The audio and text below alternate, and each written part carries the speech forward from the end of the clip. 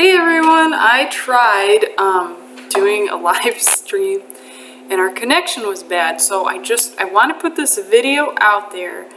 I'm sorry I haven't been uploading more. I'm taking footage, but the problem is our connection here. If I try to upload a video during the day, it pretty much bombs our internet and nobody can do anything else. So what ends up happening is I have to get on at, midnight or whenever, because we do share our internet with another family, so I don't want to mess up their stuff. So I get on late, and then upload a video, and hopefully it'll upload the first night. Sometimes it takes 2 nights. So here I am with all this footage, and the editing isn't a bottleneck, but the uploading is killing me. So I thought I'd get on here, I'd make one video, and hopefully this one will upload and I'll get back. I mean, I've had this uploading problem for a couple years now, but I did want to get on, maybe kind of see how you guys are doing, tell you a little bit about how I'm doing, what I'm doing during this crazy time. So I thought I'd start with the quarantine. I'm not going to talk about the coronavirus because I'm done with the virus. Here in Michigan, it's been a crazy, I'll just say people are going crazy, and here's why. Half of the people are going crazy because they're still afraid that everyone's going to die, or their grandma or whoever they have in mind is going to die from the coronavirus. So they are crazy. They get crazy when they see people outside and they call 911 because someone's outside. I'm serious. People are doing that here. So on the other side of crazy, you've got people going crazy because they have been stuck at home, for a month, and they're just ready to do something. And when our governor extended the last order, she didn't just extend it, she made it worse, to where thankfully she took back the worst part of it, so I'm thankful for that. But she made it so you couldn't go from one house that you owned to another house that you owned in Michigan. So you couldn't go to your own property even. And then here's another funny thing, which some people don't think is funny, but I personally think it's funny. You couldn't buy garden stuff at the big box stores. So you go to Walmart and they had the garden section taped off with caution tape. So stuff like furniture, she cherry picked some stuff. Furniture, paint, and garden supplies. I don't know why she picked those things, except that's what people are doing now that they're not working. So one side of crazy, the other side, people are going crazy because they can't do anything, and every time they try to do something, it seems like, right, our governor puts this, I don't know, you can still get an abortion and buy lotto tickets, you can't buy paint and seeds, except thankfully that's over now. So we have got people going crazy. So I'm done talking about the virus because I'm done thinking about the virus because I've been watching the numbers, right?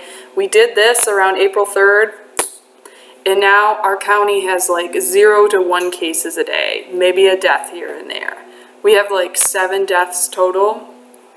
And we're probably, apart from Detroit, our county is one of the worst, the worst, yeah.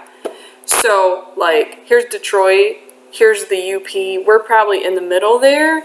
So, I feel like we have an average representation of what's going on in Michigan, and 7 deaths. And from what I've been reading, some of these deaths are just, someone died and they also had COVID, so they called it a death. So, I'm just done talking about the virus. That being said, we are still living in a crazy world, whether anyone's sick or not.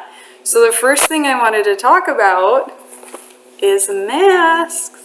Has anyone made their own mask yet? I've made like a lot of them. So I tried 2 patterns, this, and don't worry, I'm not giving these to anyone. This one is the same on both sides. And then you stick it around your ears, and of course extend it to cover your nose. So this is how it looks. I kind of like this one. However, our hospital recommended this pattern. This is a lot simpler. It's got the fabric on one side and flannel on the other side. And the elastic, this is what I really like. The elastic is 1/8 of an inch. So this one doesn't have quite as much coverage, I don't think. I feel like it's just a little looser. However, I did try these both out for maybe 5 or 10 minutes each, and this one is more comfortable, mostly because of the flannel. So you could take like this pattern, which I wish I could remember what this one was. I want to say button counter or something. I don't remember. And this one was from the Turban Project. You could Google either of those probably. So this one was more comfortable, mostly because of the flannel and also the elastic. And I'm telling you guys this because it looks like we might be wearing masks for a while. So if you're going to have to wear them, you might as well get one make one that's more comfortable. So there we've got masks. And for us, you guys, I hate to laugh because people have died from this, but it's just crazy here.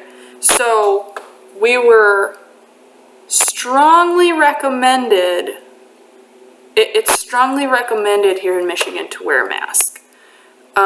I don't know if technically it's illegal to not wear a mask, but they can't say that because of people that have medical conditions, right? So people that have asthma or something might have an asthma attack if they wear one of these for too long. So they can't legally say you have to wear one. All they can do is strongly encourage it. However, some of the stores have started requiring that you have one or you buy one from them. How about that? That's kind of smart. So I put, a couple of these in our car, probably put a couple in the truck, just so we don't get caught barefaced and have to buy a mask that we really don't need. So that's my little spiel about the masks.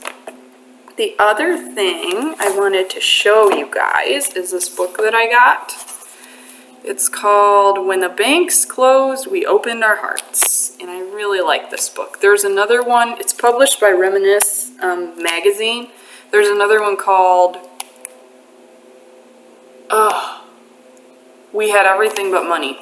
And that one, I don't know which one is better. This is the second one. So they took all their best stuff, I think, and put it into the other one.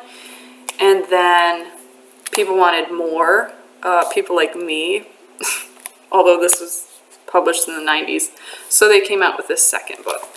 And I've really enjoyed reading both of these, especially during the current crisis.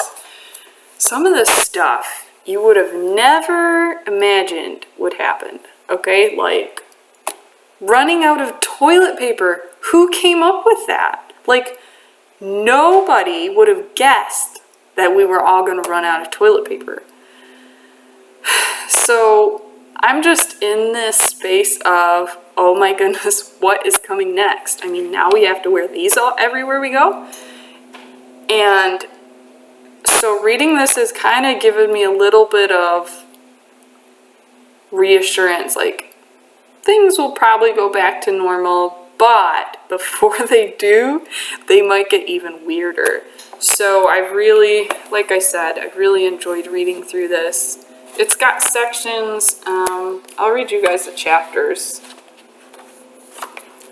A chapter about bank closures, a chapter about the programs the FDR put in place, chapter about hobos, one about recycling, that was really fun to read. One about depending on family for help. One about orphanages. That was super interesting. Like, I had no idea. I don't really know what the history of orphanages is in the US, but apparently some people were so poor that they sent their kids to these orphanages or homes to be taken care of. So that was really interesting. Making food stretch. All the Okies weren't from Muskogee. These are ones I haven't read, so I can't comment. One on entertainment, one on city life, and then one called It Was My Lucky Break. Good fortune has a way of finding those in need, and rarely was it more welcome than during the Depression. So, yeah. Really good book. I'd highly recommend it if they're still available, if people haven't snatched it up already, because that's the crazy thing. They're snatching, I feel like I don't know what the shortage is going to be next. So, like, at the risk of sounding dumb, I've been canning meat. I had, I think, 10 cans in the basement when all this stuff went down. I had 10 cans, because I counted, because I was like, what's going to happen? 10 cans of meat, or 7 maybe, it was 7 to 10 cans of meat, 3 jars of peanut butter, like 4 things of pasta, which is nothing, especially when it got wiped out. I had about 10 pounds of flour, so thankfully, like, I was okay for flour. Half a jar of yeast. What else did I have? A lot of fruit down there, a lot of jam, because we don't use that hardly. So I felt like I was caught with my pants down with no food. So now I saw a big roll of ground beef, and there was more, so don't worry, I didn't take the last one. It was a big roll of ground beef I saw at Walmart the other day, so I grabbed it and I canned it.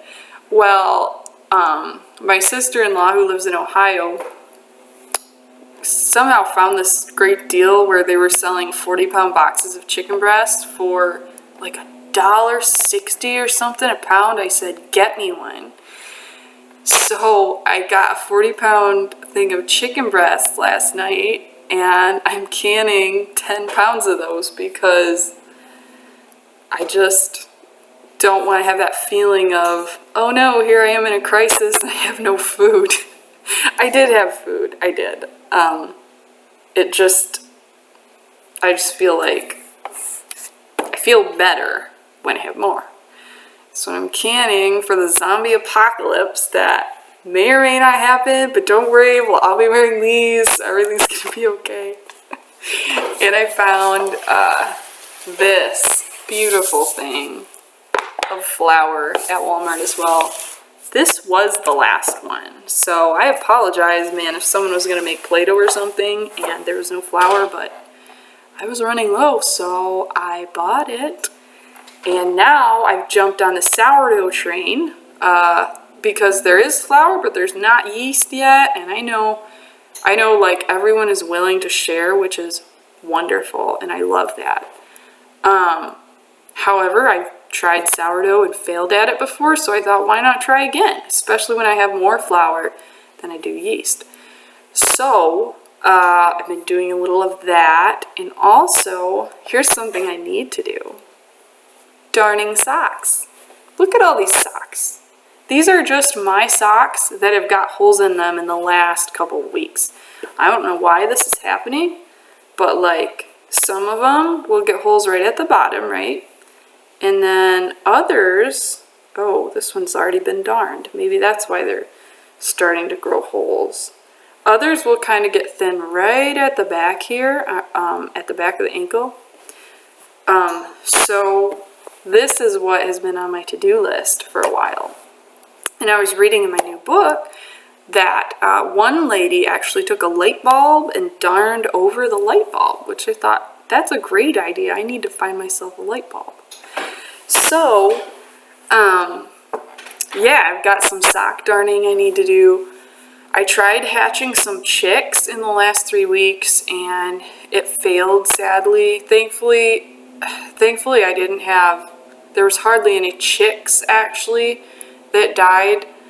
Most of them were just non-fertile eggs. So I'm trying again, being a little more careful. I tried to be more selective. Some of the eggs, I guess, porous eggs that are kind of splotchy, they don't incubate as well, or they're not fertile or something. So I try to not pick those out. I'm really hoping to have some chicks. So that's one thing. We've got flowers. I don't know if you can see this. We've got flowers now, which is so wonderful. So I made my first flower arrangement, and my daughter made one too. Check this out. My 2-year-old made one. Isn't it nice for a 2-year-old? What it is it's just this pretty little container, and then there's a ball of chicken wire in here, so she can just poke the stems in however she likes, and it comes out looking a lot better than it would if it were just in a vase. So yeah, I was pretty excited to do some flowers.